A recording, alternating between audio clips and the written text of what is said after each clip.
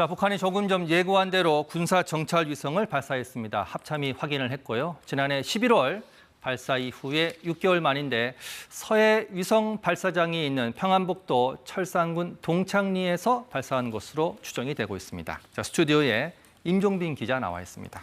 자, 임 기자. 예.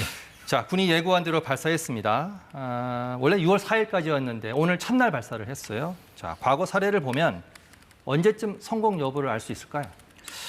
네, 지난해를 보면 11월 21일 날 3차 발사를 했었는데 예.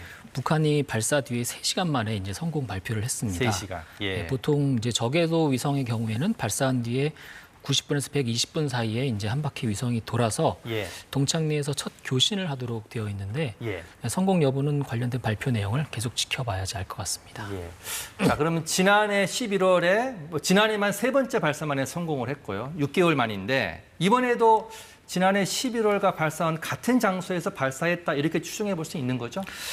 아직 군 당국의 정확한 발표가 나오지 않았기 때문에 장소는 지금 단계에서는 추정하기는 쉽지 않을 것 같고 예. 다만 이제 그 동창리 서해 발사장 위성 발사장에서 계속 이제 그 위성 발사 정황이 포착이 됐기 때문에 예. 이번에도 그곳에서 발사를 했을 것으로 추정이 됩니다. 예. 자, 이게 좀 궁금한데 정찰 위성 이게 왜 우리한테는 위협적인 건가요? 이게 감시 자산이라고 볼 수 있는데 어떻습니까? 그 정찰위성이라는 게 이제 군사적으로 사용하면 우리나라에 어떤 그 무기들이 있고 자산들이 있고 특히 이제 우리의 감시 자산들이 북한의 정찰 위성이 노출될 가능성이 있거든요. 그렇군요. 예. 예를 들면 우리가 탄도미사일을 탐지할 때 이제 바다에 떠 있는 이지스함이라든지 아니면 뭐 육지에서는 레이더 같은 경우에 이제 탐지를 하게 되잖아요. 예. 그런 감시 자산들이 북한 정찰 위성을 통해서 어떤 위치에 있고 또 그 우리의 구축함이나 함정들이 어떤 경로로 이동을 하고 그리고 어떤 시간에 어디를 갈지를 북한 감시 자산들이 탐지를 할 수 있게 되는 겁니다. 그래서 위협적이군요. 그렇습니다. 예. 특히 이제 해상 초계기 같은 경우에는 이제 하늘 위로 떠가면서 북한이 이제 그 초계기들이 어디에 있는지 잘 파악을 못하게 되는데 예. 위성으로 보게 되면 그 비행기조차 노출이 될 가능성이 높아지는 거죠.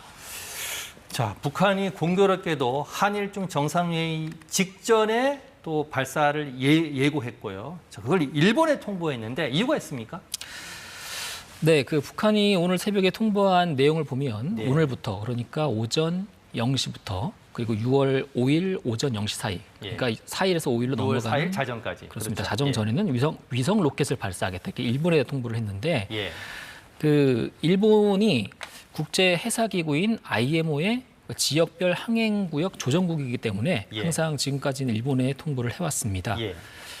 그 이제 날짜가 공교롭게도 서울에서 열리는 제9차 한일중 정상회의를 앞두고 직전에 이루어졌죠. 예. 그 보통 지금까지는 아까 말씀하신 대로 첫날에 발사를 다 했기 때문에 예. 이번에도 27일 이제 28일로 넘어가기 전에 이제 발사를 하지 않을까 하는 예상이 높았고요. 예. 결국에는 이렇게 발사를 하게 된 것 같습니다. 그래요.